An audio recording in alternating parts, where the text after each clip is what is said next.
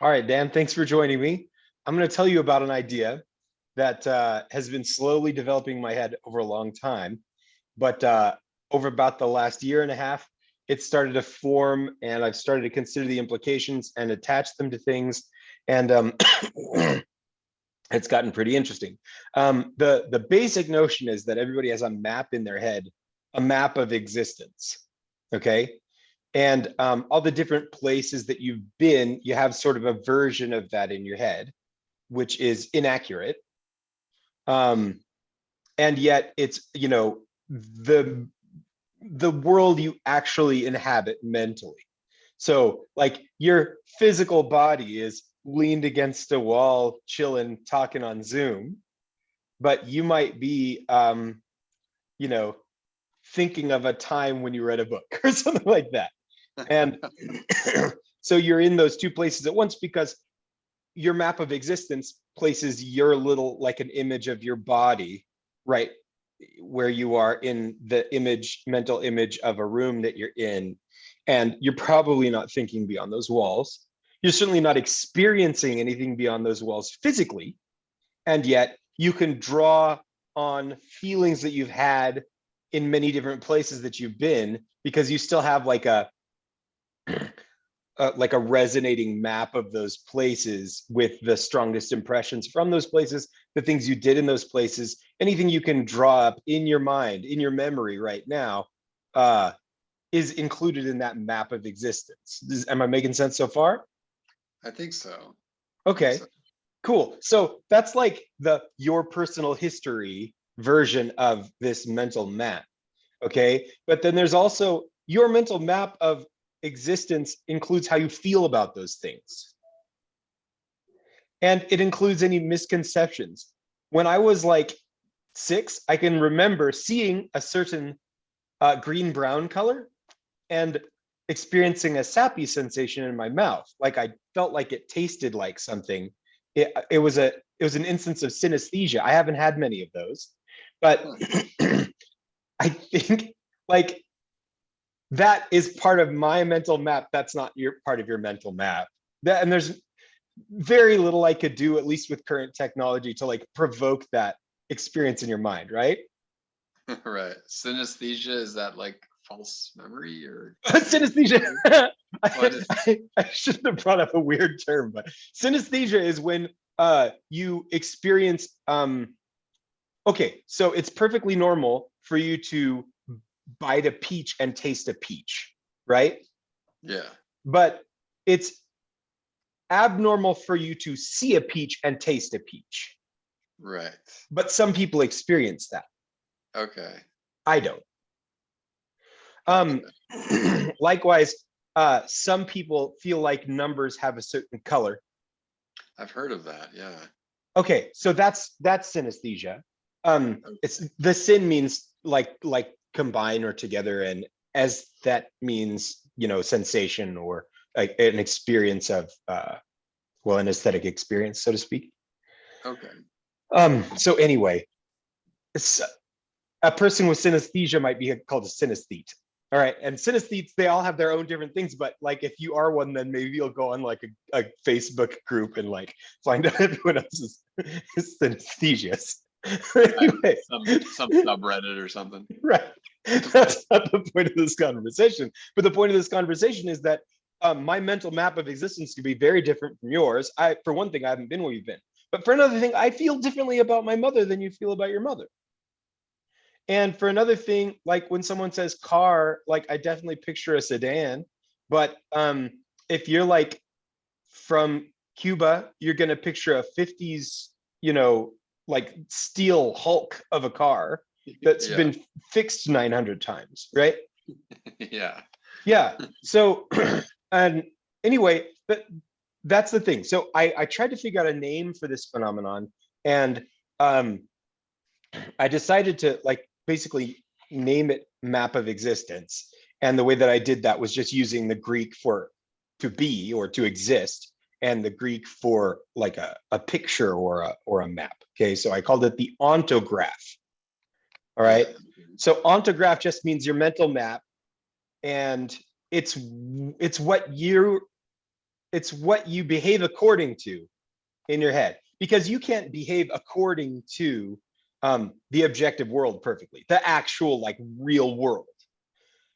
You behave according to the mental map, the map in your head. And so if you wake up in a hotel, but you think you're in your room and you sleepwalk to the bathroom, you bump into a wall because your mind is set up to navigate the map in your head. And whoops, you thought you were at home. Yeah. So that's where you live mentally, is in your ontograph. And fortunately, like it is connected to the objective world, obviously. Otherwise, we wouldn't learn to navigate our rooms at home. And you wouldn't have some notion of what a peach tasted like, because every time you do something new, your ontograph expands, or it becomes a higher resolution version of itself. Like the first time a kid sees like a miniature banana, they're like, that's hilarious. It's a tiny banana. What? like, they're like, does it taste the same? They get curious, right? And then they taste it. It doesn't taste exactly the same. It's a little more starchy. But like every time you experience something new, that's input from the objective world. Like you're not making it up, you know, but at the same time, your own impressions are gonna are what you really navigate. And that's why, you know, something you've never heard before can be hilarious. Maybe even you feel like, do you know who Mitch Hedberg is? I don't think so. Okay, he's like the best one-liner comedian, maybe tied with Stephen Wright in history. Such I a was gonna funny guy. say better than Stephen Wright. I know, right? Right? Okay. Well, I honestly go back and forth between them. I feel more affection for Mitch Hedberg, but I can't deny Stephen Wright's absolute genius. The point is, the point is, when you experience something for the first time, like it has a newness and it expands your ontograph. Or because, like, say if you go to a new place, your ontograph gets bigger because it now includes a whole new place. Yeah. Or maybe the detail of a thing in your ontograph gets like higher resolution detail. And it's interesting. It just made me think of when I'm finding out how to get to somewhere new, you know, looking at the map, the instructions on how to get there. I always try to memorize a route, you know, rather than depend on the map.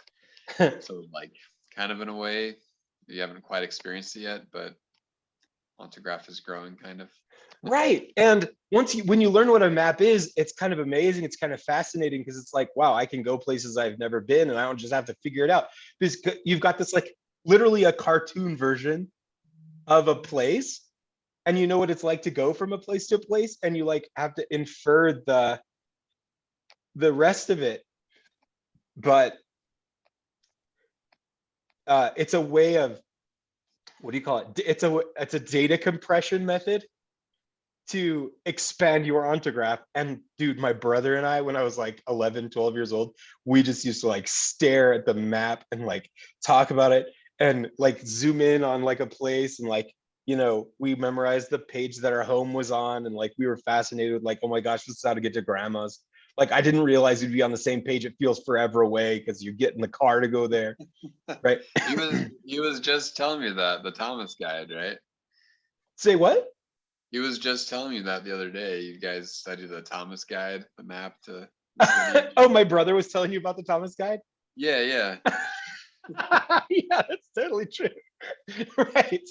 So my brother David and I, we have some like, our ontographs are heavily overlapped in certain ways.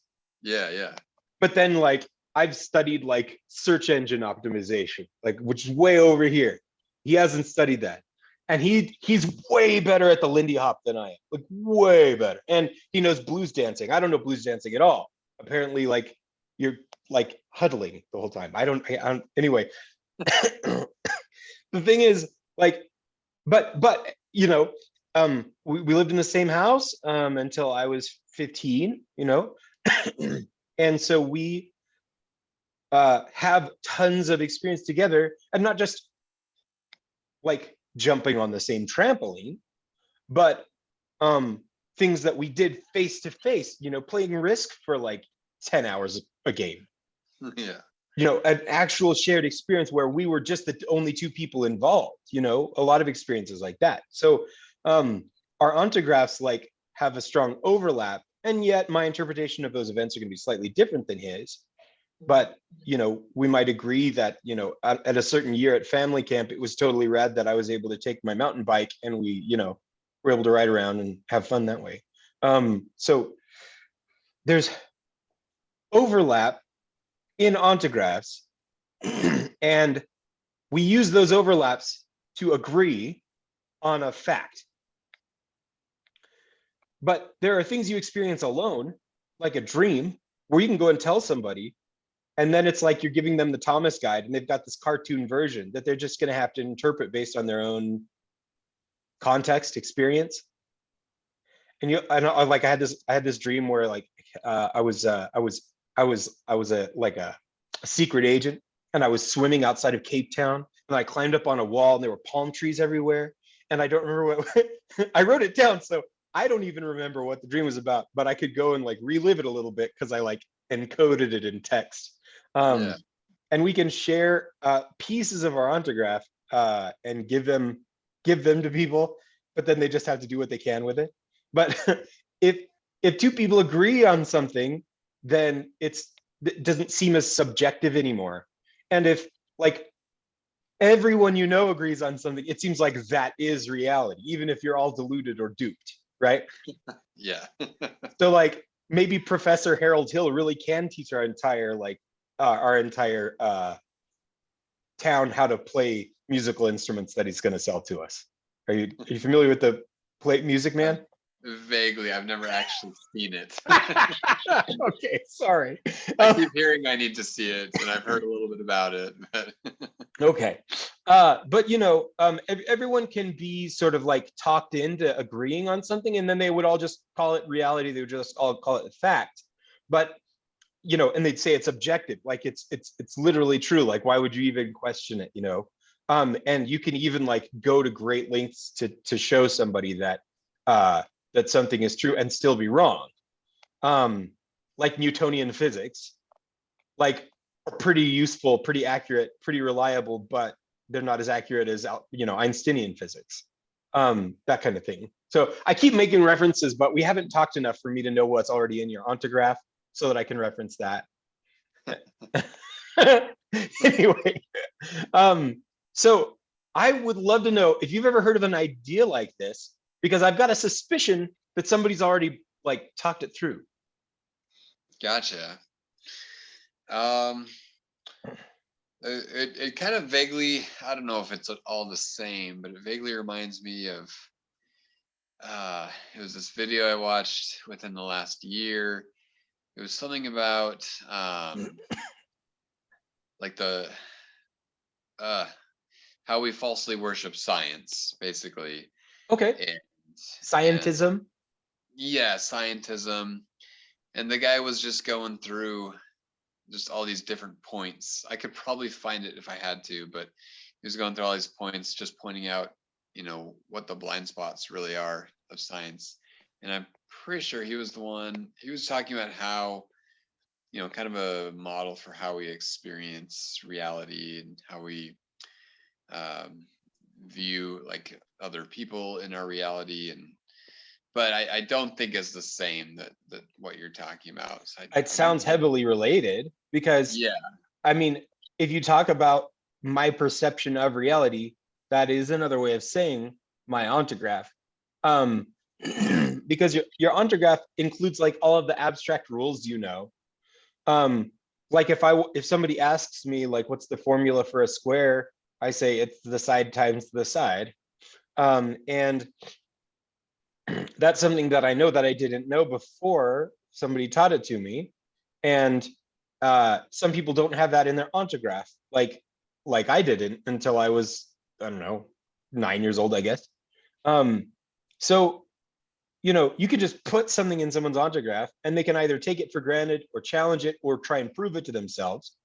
But when on the lines of scientism, and something that I kind of harp on sometimes, is that when I was in third grade, they told us that there were different patches of taste buds on your tongue that taste the different flavors. And they had us do a scientific experiment to demonstrate that this was true. And we all believed it, and it's not true at all. Your taste buds have, roughly equal distribution, or maybe even completely equal distribution throughout your mouth. Taste, salt and sour, and sweet, and umami, savory. So like we were all deluded, we were all conned into, and kids across America and perhaps the entire world have this false belief that the left side of your tongue tastes salt or something. So it's ridiculous, but once we all agree, then that notion is in all of our ontographs, and we just consider it objective, even though it's not even subjective, it's just a lie. Just plain wrong. Just plain wrong. So I would love to go and find that video on scientism, and if it's all right with you, I want to post this interview on ontograph.org. Is that okay with you? Yeah, that's fine. And I would love to try and find that video about scientism so that I can post a link to it. So maybe you can help me, like, give me some details. Oh, okay, that would be super helpful. Cool. All right. So when you say you saw like a video about someone's impression of reality, that's totally this. And I'm trying to find out if someone has some terms for it or anything like that. So I appreciate that. When we were talking just now about the ontograph and about human experience and things like that, were there any like ideas that like started to get bigger in your head?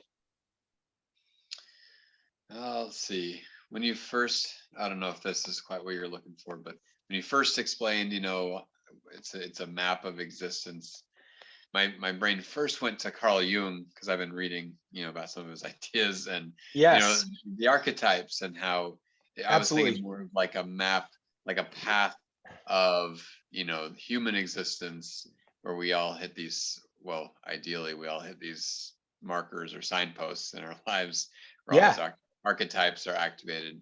But then I quickly realized you were talking a little bit different than that, the actual map of things in the physical world, not just the physical world, but also, mental, what Well, so I mean, I think about Jung all the time in regards to this, because like you said, what a signpost or whatever term you just used, it would make perfect sense to me that a human ontograph would have a certain native geometry. It would have a certain shape because you're born of your mother. And so Jung is going to have, the way I think about Jungian archetypes now is that they're the way that we feel about an instinct we have. So as a human, I am socially aware enough to know that if I put my trust in someone, they may betray me. And the more I invest in that relationship, the more catastrophic the loss will be. And so a Jungian archetype of the betrayer is going to be an instinct that I have and imagine and put an image to in my head, so that I can recognize the patterns as I try to navigate my life. And so if I have an instinct, then it's going to occupy a position in my ontograph that all of the other people with that instinct will have. Maybe some people will lack that instinct. Maybe certain cultures will foster awareness of that instinct more than others. And so the archetypal mother is gonna be in a human ontograph, guaranteed. Okay, even when science evolves to the point that people are being decanted a la Brave New World instead of born, as a la human history, then it's going to be, they're still going to feel like they should have a mother, because that's a human instinct that we've had for millennia, or since sexual reproduction began, or whatever. You know what I mean? Millions of years. Right. I've heard the estimate of 500 million years, something like that. Anyway, you're going to have an instinct that siblings exist.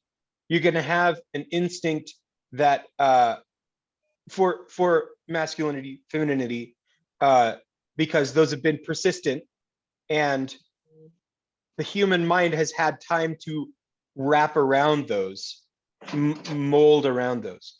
So Jungian archetypes absolutely fit into this, like, because they're going to sort of determine persistent objects across ontographs. Like everyone's going to have certain things. The notion of up is, it's just, you've got it. I mean, we are affected by gravity, and the opposite of, gravitas is levitas, there's that thing that goes up. And but Jungian archetypes absolutely, like, they're going to be at a certain place in your ontograph. Now, a person who has a weak relationship with their mother, that distance, you could maybe draw it in an ontograph. You'd be like, well, I'm closer to my mother than I am to my father, and actually closest to my sister of all the people. I've got a friend like that. His sister is his best friend since forever, and his parents weren't as able to be, involved in his life because of illness and things. And so when we say that we're close with someone, like, you could draw an ontograph like where they're closer to you, and you could like map all the humans that you've ever met, and maybe even some humans that you've heard of. And you could put those in an actual drawing that would be just like one tiny layer. Are you into augmented reality at all? Not particularly, no. Oh, okay. Well, Pokemon Go, you can look at something, you see a little Pokemon on your phone as if it was actually there, right? And you move your screen around and it stays there. It's like, what's going on? Yeah, right? My wife and kids, they're into that. Okay, great. So that's an AR layer, like an augmented reality layer. And if you just saw all the call outs over people's heads, do you play 3D video games? So they'll have like a little sign over their head that says, this is Bernhard Hamaker, or something like that. Yeah. You walk around and you see people's call outs. That's an AR layer. Anyway, if you saw an AR layer of all the people in your life, that would be like, you could rate them for how much you like them or how much you trust them, and that might be different. Anyway, all those different ratings are like a stat for a human being in your ontograph that you just feel intuitively, instead of like writing on a piece of paper when you get home like a psychopath. But it's in there. We're all psychopaths. No, I'm just kidding. Anyway, yeah, the fact that it brought to your mind Jung is fantastic. We might have had a longer conversation about that, but it's definitely part of the conversation. So thanks for mentioning that. I asked you for some time. I think I've gone over that already. So I want to thank you for your time. And if you have a little more time, I'd love to hear any other ideas that came up while we were talking about this. Yeah, one thing, I do wonder about is, does an objective reality shape our ontographs, or do ontographs kind of shape our reality? Like, is the dimensions of my room, is it definitely set in stone, forever, right, objectively, or is it just because we all pretty much agree right, what it looks like? So I feel like the objective world has its own geometry, its own shapes, and the subjective world has an opportunity to conform to those when they butt up against each other, when they bump against each other. So I don't know how far the wall is behind me. I don't know, and I'm not going to look. I'm not showing up on my screen here. Just you are. So I can guess how far it is behind me, but until I bump up against it, my ontograph hasn't met with the objective world. There it is. Okay. And so like, it's like there's friction when the two things collide. and so the objective world does determine the shape of an ontograph once they collide.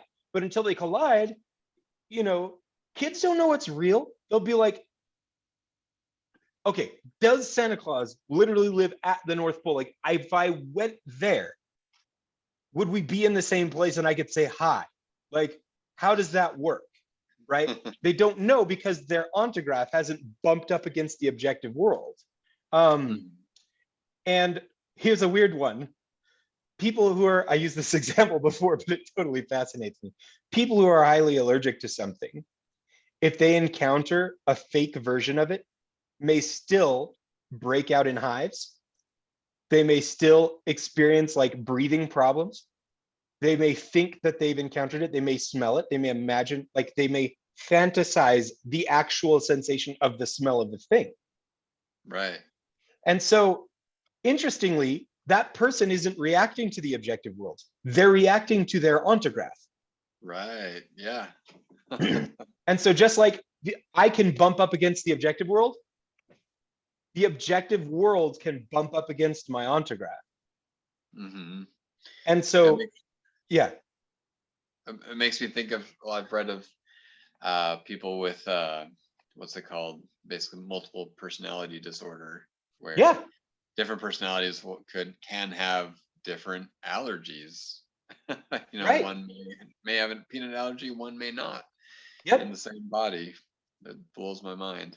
Right. So the entire range of psychosomatic symptoms of, like all of the illnesses that have a psychosomatic component can be triggered through hypnosis. They can be triggered through misapprehension. Like people who take a placebo test, they'll experience nausea, vomiting, headaches. Like those are all easy to trigger.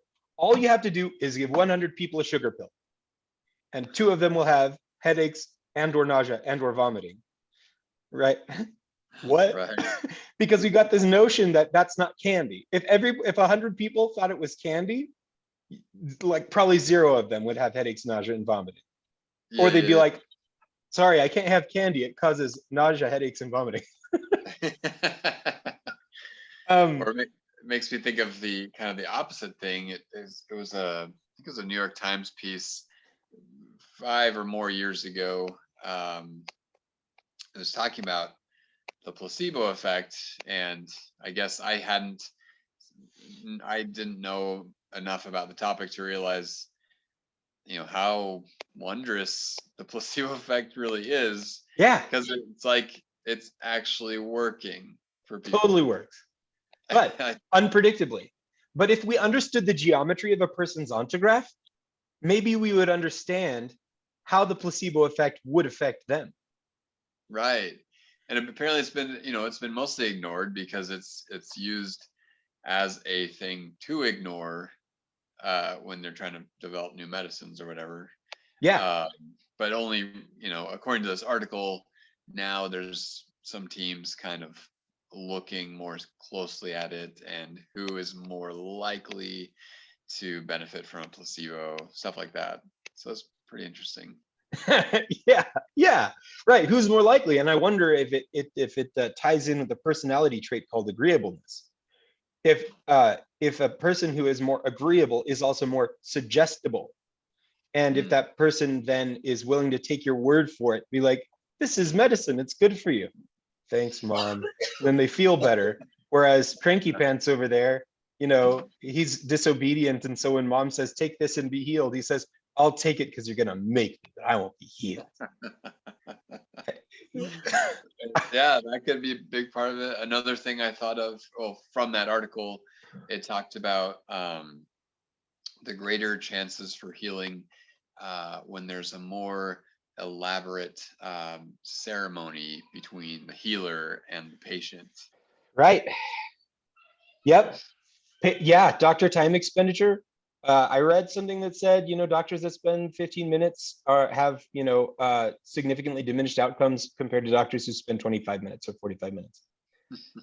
And, if the point is in my ontograph, seeing the doctor helps me feel better, maybe my ontograph is telling my body, you saw the doctor more, you should feel better. Yeah. Pretty much. Yeah. I like that. Or, you know what, like you said, not just time, but complexity. If the doctor gives me a pill and a bedtime and, a bedtime routine when I'm going to sleep, maybe that would be better than just, taking a sleeping medication or something. Like Right. if it's more complex, then it touches more points in my ontograph, because I have a place in my ontograph called bedtime routine, and that's been dialed in. That's been tweaked, right? And then put something inside your mouth and swallow it so it gets in your stomach and then enters your bloodstream. That's like a whole process, like a whole little story, a mini ontograph inside my ontograph. So here's something you're going to experience, and the more parts of your life that it touches, the more convincing it is. The more, because each of those suggestions has its likelihood of meeting my suggestibility, and then I can make it my story, because my ontograph is, among other things, my story. And when we tell ourselves a story of I'm going to succeed, we're more likely to succeed. And if we tell ourselves a story of I'm going to fail, I'm more likely to fail. And so, but not perfectly, because you're still going to rub up against the objective world. However convinced you might be that you can, jump Springfield Gorge, maybe you're going to fall in and die. Could happen, Oh, I've done it 100 times. People who are perfectly sure of something are, still just can still be wrong. I don't know if they're more likely to be right. I guess it depends on the person. Some people are really self-sure. Anyway, hi. This is Chloe. Hi, Chloe. Nice to meet you. How old is Chloe? How old are you? 6. Ooh, my son just turned from 6 to 7. Do you have a favorite kind of story, Chloe? What's your favorite story?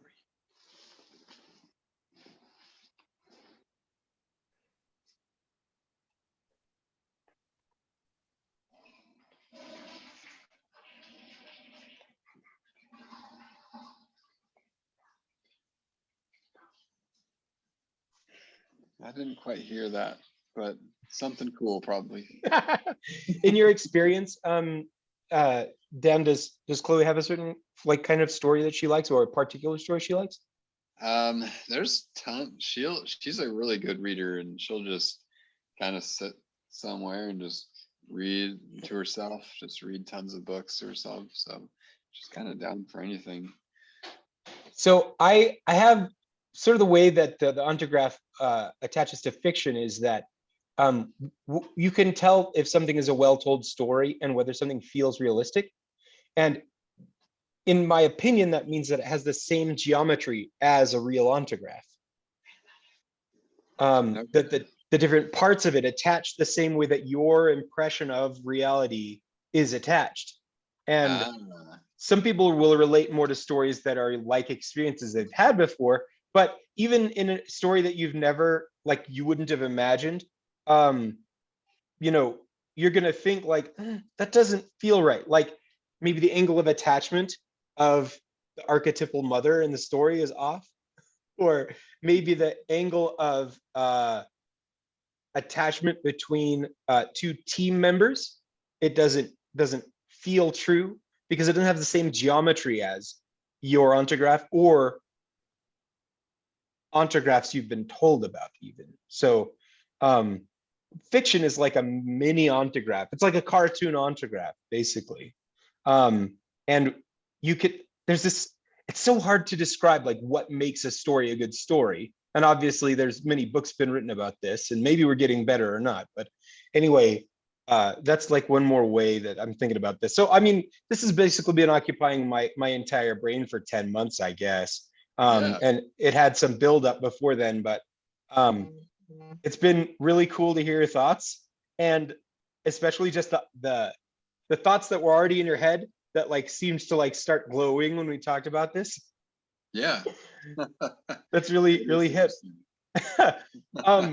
So I'm going to post this on ontograph.org once my hosting gets unscrewed. It's been wacky for the last 2 days. And send you a link to it. And if you have any further thoughts, you're welcome to go ahead and comment, or just Facebook message me or whatever, and I'll put them on there. Yeah, cool. Yeah, I'll dig it. I'll see if I can find that video I was talking about. Oh, absolutely. Yes, please. All right, cool. Thanks, Dan. Have a great day. Yeah, thanks, BJ. Bye. See ya.